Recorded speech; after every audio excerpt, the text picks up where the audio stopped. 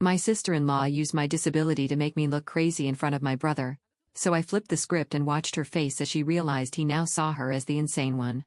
Ever since my brother started dating Martina, she has had one very specific goal: to get rid of me. Our parents died when we were teenagers. We're the only family each other has left, meaning I'm the only one standing in between her and total control over Ryan. The first time I met her, she was all smiles.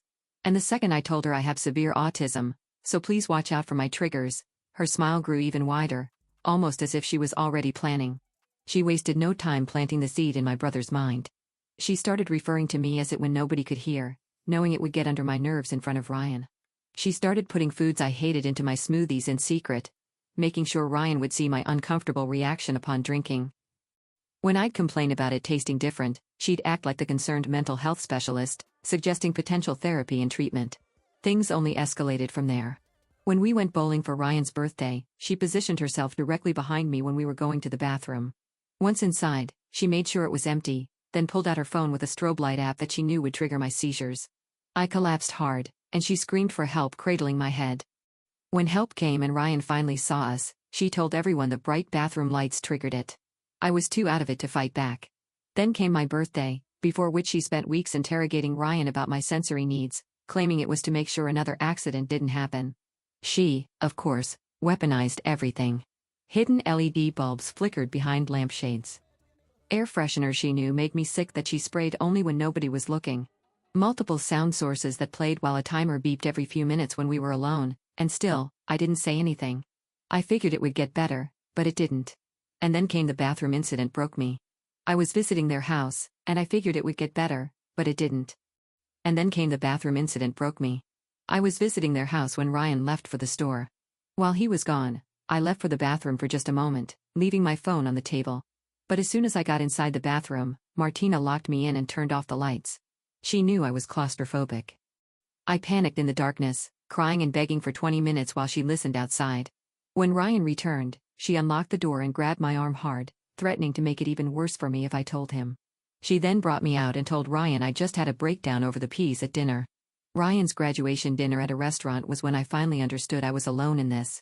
I made a mistake and knocked over my water glass, and Martina muttered the R slur just loud enough for me to hear. I immediately told Ryan what she said, on the spot. I was done, but he didn't listen. In fact, he actually laughed, saying Martina worked with special needs kids and would never say something like that. He said I probably misheard. Martina smirked at me over his shoulder. I went home that night with perfect clarity. If I wanted justice, I'd have to take it myself. I spent weeks studying her routines and vanities while practicing my innocent face in the mirror. I remembered my immunity to poison ivy from childhood and started planning. The rest happened fast. During a visit, Martina complained about wanting to eat healthier, so I made her a healthy smoothie with kale and spinach and carefully blended poison ivy leaves. 4 hours later, her face was swollen with rashes, and she was screaming at Ryan about how I poisoned her. But given that he had seen me drink the exact smoothie she did, he just looked at her like she needed to stop accusing me. This was just the start. 2 weeks later, while I was visiting, I planted positive pregnancy tests in her bathroom trash and simply waited. Ryan found them a few days later. I knew they weren't supposed to be doing the deed because of medical complications. And from what I heard, when Ryan found it, there was a huge argument. He accused her of cheating while she accused me of planting the pregnancy test. He ultimately forgave her after going through her phone, but the seed was there. And with how hardcore she accused me, he started having serious doubts about their relationship. That's when I made my final move. The 10-year anniversary dinner for our parents was at their house. Martina had spent all week preparing with expensive nails and a white designer dress. I brought flowers for the memorial, and while placing them, I spilled olive oil by her chair. She stood to make a toast a few minutes later and slipped spectacularly. She tried to stop herself by clinging onto the table, and that was her mistake. Her nails snapped backward, and she knocked over a glass of red wine that drenched her dress. She was now on the floor, wailing in pain with her nails looking like that one SpongeBob scene with the broken fingers. Everyone, including me, rushed to help her, and that's when she lost it. She yelled at me, grabbed my hair, and slapped me across the face, yelling that she knew what I was doing. I remember falling dramatically when she slapped, clutching my cheek and looking around for help. And there, for the first time, Ryan jumped up to defend me. He immediately told her to get out. Out while she looked at him screaming that he was falling victim to his R-worded little sister's manipulation. I remember being on the floor, staring directly at her. Ryan couldn't see me, and that's when I made my ballsiest move yet. I smiled at her, the same smile she gave me that first day. Her face went from red to purple and she lunged at me again. Ryan had to physically hold her back. Our aunt and uncle were there too, and they just stared in shock. Uncle Charles actually pulled out his phone to record. Martina was screaming about how I was evil and manipulative. She told everyone I poisoned her and planted pregnancy tests. Ryan looked embarrassed and confused. He kept telling her to calm down, but she wouldn't stop. Finally, he dragged her outside. I stayed on the floor crying.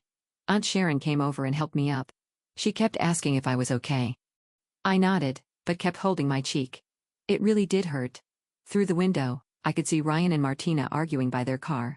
She was pointing at the house and yelling. He had his hands on his head looking stressed. After about 10 minutes, he came back inside alone. He apologized to everyone and said Martina went home. Then he came over to me. He asked if I was really okay. I told him my face hurt, but I'd be fine. He looked guilty and said we'd talk later. The rest of the dinner was awkward. Nobody really talked about what happened. We just ate quietly and shared some memories about Mom and Dad. Ryan kept checking his phone. I could tell Martina was texting him nonstop. When I got home that night, I felt weird. Part of me was happy Ryan finally saw her true colors, but I also felt bad. I never wanted to ruin their relationship. I just wanted her to stop hurting me. The next morning, Ryan called me early. He said he and Martina had a long talk. She admitted she maybe overreacted, but still insisted I was sabotaging her. He asked me straight up if I did anything to her. I told him no. I said I just wanted to get along with her. He sighed and said he believed me, but Martina was really upset. He asked if I'd be willing to sit down with both of them to talk things out. I agreed because what else could I do? We met at a coffee shop that afternoon. Martina looked rough. Her face still had some rash marks and her eyes were puffy. She didn't say hi when I sat down. Ryan started by saying we all needed to communicate better. He said there were obviously some misunderstandings happening. Martina immediately cut in saying there were no misunderstandings. She said I'd been targeting her since day one. I stayed quiet and let her rant. She brought up the smoothie incident and the pregnancy tests. She even mentioned other stuff I didn't do, like how her favorite earrings went missing after I visited or how her work laptop got a virus after I used it once. Ryan looked more and more uncomfortable as she talked. Finally, he told her she was being paranoid. That set her off again. She said he always took my side because I was his poor autistic sister. She said I used my disability to manipulate people. That's when I started crying for real, not fake tears, real ones. Because even though I did do some stuff to her, hearing her say that hurt, Ryan got mad then. He told her that was way out of line. He said my autism wasn't something I used, it was something I lived with every day. Martina rolled her eyes and said, "See, I was already manipulating him again," with tears. I got up and left. I couldn't sit there anymore. Ryan called after me, but I just kept walking. I went straight home and locked myself in my room. About an hour later, Ryan showed up at my apartment. He knocked for, 5 minutes before I finally let him in. He looked tired. He said, Martina left right after I did, and they had another huge fight in the parking lot. He said he was starting to see a pattern with her. I just nodded and made us some tea. We sat on my couch and he asked me to be honest. He said he needed to know if I really did put poison ivy in her smoothie. I looked him straight in the eye and said no. I told him she probably just had an allergic reaction to something. He stared at me for a long time, then nodded. He said he wanted to believe me, then he told me something that shocked me. He said Martina had done similar things with his ex-girlfriend. She'd accused her of stealing and lying. She'd caused drama at every family event. Eventually, his ex broke up with him because she couldn't deal with Martina anymore. I asked why he stayed with Martina after that. He said she convinced him his ex was the problem, that she was jealous and trying to break them up. But now he was seeing the same pattern with me. We talked for hours that night. He told me how Martina would get upset if he spent too much time with me, how she'd guilt-trip him about choosing me over her, how she'd twist things I said to make me sound bad. I mostly just listened. Inside, I felt guilty, but also vindicated. She really was trying to get rid of me. The next few days were quiet. Ryan said he needed space from both of us to think. I respected that and didn't contact him, but apparently Martina didn't get the memo. She started showing up at my apartment. The first time she came, she knocked politely. When I answered, she said we needed to talk woman to woman. I let her in because I was curious. Big mistake. The second the door closed, she grabbed my wrist hard. She said she knew what I did and I wasn't going to get away with it. She said Ryan might be too stupid to see through me, but she wasn't. I pulled my wrist away and told her to leave. She laughed and said I'd have to do better than poison ivy and fake pregnancy tests. She said she was going to expose me for the manipulative witch I was, then she left. I was shaking after that. I realized I'd underestimated how far she'd go. The next day, she came back. This time, she had a folder. She pushed past me into my apartment and spread papers on my coffee table. They were printouts from autism support forums. She'd highlighted posts about autistic people who manipulated others. She said she was building a case to show Ryan that I was faking my autism for attention. I told her those posts had nothing to do with me. She said it didn't matter. She said she'd make him see the truth about me one way or another. I asked her to leave again. This time, she threw the papers at me before swarming out. I should have called Ryan then, but I didn't want to seem like I was trying to turn him against her more, so I stayed quiet. That was another mistake. The harassment escalated quickly. She started calling my work. She'd pretend to be concerned about my mental health. She told my boss I was having episodes and might be dangerous. Thank God my boss knew me well enough to ignore her, but it was embarrassing having to explain why my brother's girlfriend was calling. She also started following me. I'd see her car outside the grocery store or at the park where I walked. She never approached me in public. She just wanted me to know she was watching. One night, I woke up to banging on my door at 3 a.m. I looked through the peephole and saw Martina. She was hammered and yelling about how I ruined her life. I didn't open the door. I just called Ryan. He showed up 20 minutes later looking mad. I watched through the peephole as he argued with her in the hallway. Eventually, he got her to leave. He knocked after she was gone, and I let him in. He apologized over and over. He said she'd been drinking a lot lately and acting erratic. He said he tried to break up with her earlier that day, but she threatened to hurt herself. I told him that wasn't his responsibility. He said he knew, but he felt stuck. We talked until sunrise.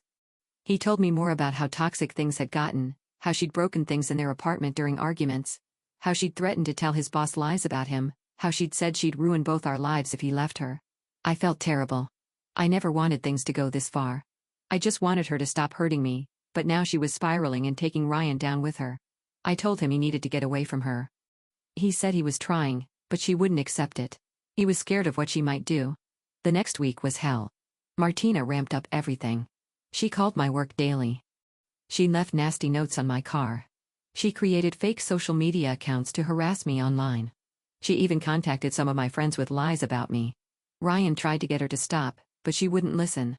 He stayed with me most nights because she trashed their apartment when he was gone. He showed me pictures of broken dishes and holes in walls. It was scary. Then she crossed a major line. I came home from work to find my door unlocked. I knew I'd locked it that morning. I carefully went inside and found my apartment trashed. My clothes were cut up. My TV was smashed. My autism comfort items were destroyed. And on my bed was a note that said, "This is just the beginning." I called the cops immediately. Ryan met me outside while they checked my apartment. He looked defeated. He said Martina had a key from when she'd watered my plants once. He forgot she had it. The cops took pictures and wrote a report. They said without proof it was her, they couldn't do much, but they suggested I get a restraining order. Ryan said he'd testify about her behavior if needed. That night, I stayed at a hotel. Ryan stayed with me. He said he was done with Martina completely. He'd already called a locksmith to change their apartment locks. He said he'd deal with whatever she threatened. He just wanted her gone. The next morning, we went to the courthouse. I filed for a restraining order and Ryan came as a witness. He told them about her harassment and threats. He showed them texts where she admitted to following me. The judge granted a temporary order. Martina would be served that day. We thought that would be the end. We were wrong. She got served at work apparently. Ryan got a call from her boss saying she'd had a complete meltdown. She screamed about me in front of clients. She threw things and had to be escorted out. She was fired on the spot. That made things worse. Now she had nothing to lose. She showed up at Ryan's work next. Security had to remove her. She screamed that Ryan was an abuser and I was a mastermind who destroyed her life. People filmed it and someone posted it online. Ryan's boss was understanding but told him to handle his personal life. Ryan was mortified. He'd worked so hard for his reputation, and now everyone was talking about his crazy ex. That night, Martina violated the restraining order. She showed up at Ryan's apartment building. She couldn't get in because of the changed locks, but she stood outside screaming.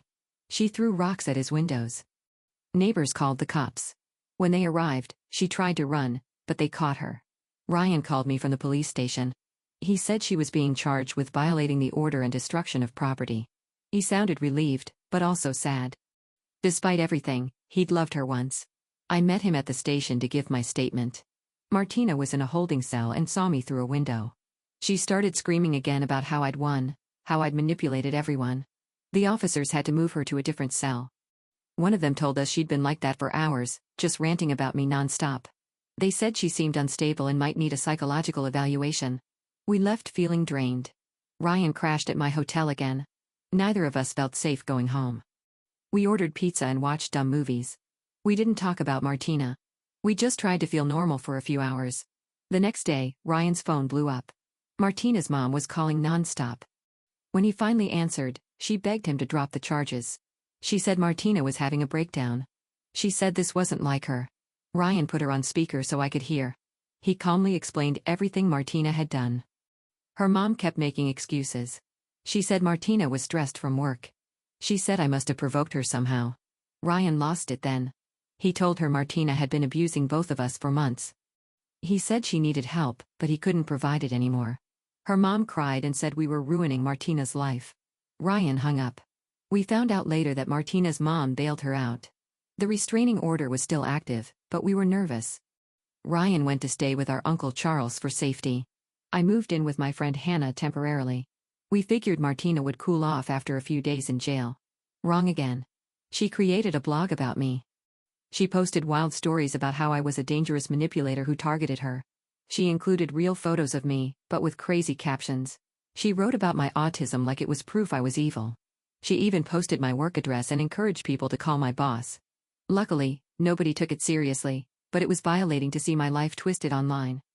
Ryan contacted a lawyer about defamation. The lawyer said we had a case, but it would take time. Meanwhile, the blog stayed up. Martina kept adding to it daily. She posted about Ryan too. She called him weak and pathetic. She said he chose his defective sister over true love. She posted private photos of them together with long rants about their relationship. Ryan was humiliated. His coworkers saw it. His friends saw it. Everyone saw it. But the worst part was when she started contacting our extended family. She Facebook messaged all our aunts and uncles with her version of events. She told them I was dangerous and needed to be institutionalized. She said Ryan was enabling me. Most of them ignored her, but Aunt Joyce actually called Ryan concerned. He had to explain the whole situation. It was exhausting. Then Martina made her biggest mistake. She showed up at my work. I was in a meeting when security called. They said a woman was in the lobby demanding to see me. I knew immediately who it was. I told them to call the police and stayed in the meeting room. My boss went to check the situation. She came back looking shocked.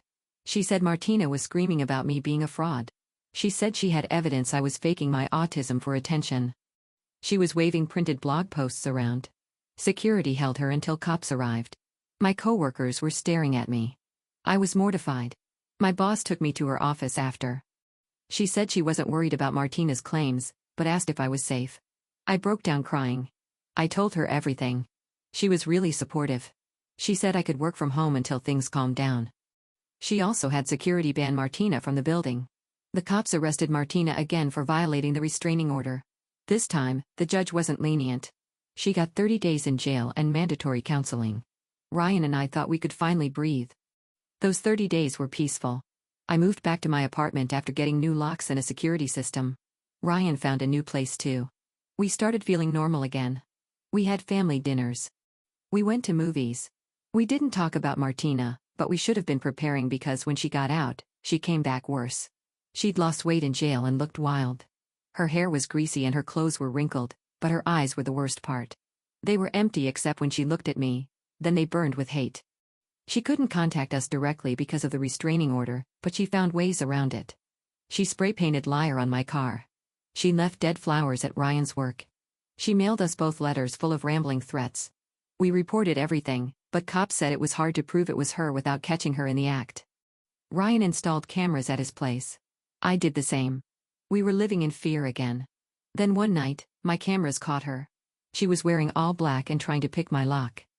I called 911 immediately. I watched on my phone as she worked on the lock. She looked determined, almost calm. It was terrifying. The cops arrived just as she got the door open. She tried to run, but they tackled her in my hallway. I stayed in my bedroom until they had her in custody. When I finally came out, one officer showed me what she'd been carrying: a bag with rope, duct tape, and a knife. They said she was being charged with attempted breaking and entering plus possession of weapons.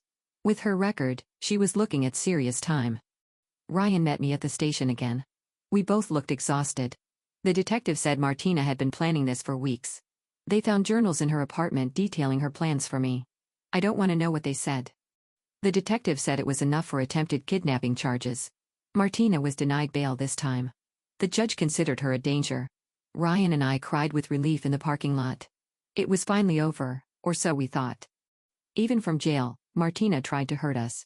She made friends with another inmate who was getting out soon. This woman, Charlotte, started showing up places I went. Not threatening, just watching. It was creepy, but not illegal. Ryan hired a private investigator who confirmed Charlotte was reporting back to Martina. We couldn't do anything about it. Charlotte wasn't breaking any laws. She was just Martina's eyes on the outside. Then the letters started coming from other inmates, all saying similar things about how I'd ruined an innocent woman's life, how karma would get me, how Martina was suffering because of my lies. Ryan got them too. The prison said they couldn't stop inmates from writing letters. We just had to document everything. The trial was set for 6 months later. Martina's public defender tried to get her to take a plea deal. She refused. She wanted her day in court to expose me. Her lawyer contacted Ryan trying to convince him I was the real problem. Ryan told him to never contact him again. As the trial got closer, things got worse. More of Martina's jail friends got out. They'd show up at my work or follow me at the store, always just watching, never doing anything illegal. It was psychological torture. I started having panic attacks again. Ryan wasn't doing much better. He'd lost weight from stress. He couldn't sleep. We were both shells of ourselves. Then 2 weeks before trial, everything changed. Martina's mom called Ryan crying. She said Martina had attacked another inmate who said something nice about sisters. She was in solitary now and facing additional charges. Her mom begged Ryan to visit her. She said Martina was falling apart. Ryan said no.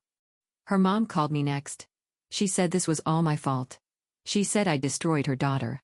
I hung up on her, but her words stuck with me. Had I gone too far? Was this all my fault? I talked to my therapist about the guilt. She reminded me that Martina chose her actions. I may have played some pranks, but Martina chose to escalate. She chose violence and stalking. She chose to throw away her life for revenge. That helped a little. The trial finally came. Ryan and I sat together in the courtroom. Martina looked terrible. She'd lost more weight and had dark circles under her eyes.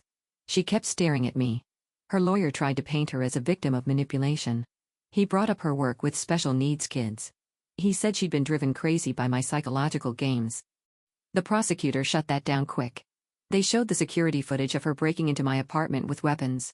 They read her journals about her plans. They played recordings of her threatening voicemails. They showed photos of my destroyed apartment. The evidence was overwhelming. When I testified, Martina's lawyer tried to trip me up. He asked about the smoothie incident. I stuck to my story about her having an allergic reaction. He asked about the pregnancy tests. I said I didn't know anything about that. He tried to make me look like a liar, but the prosecutor objected to most of his questions. Ryan testified next. He talked about Martina's escalating behavior. He confirmed the harassment and threats. He looked sad but determined. When he finished, Martina started yelling that he was a traitor. The judge had her removed. The jury deliberated for only 2 hours. Guilty on all counts. Attempted kidnapping, stalking, harassment, violating a restraining order, and more. The sentencing was a month later. Martina got 5 years with mandatory psychiatric treatment. Her mom wailed in the courtroom. Martina just stared at me. Before they took her away, she mouthed, "This isn't over," but it was.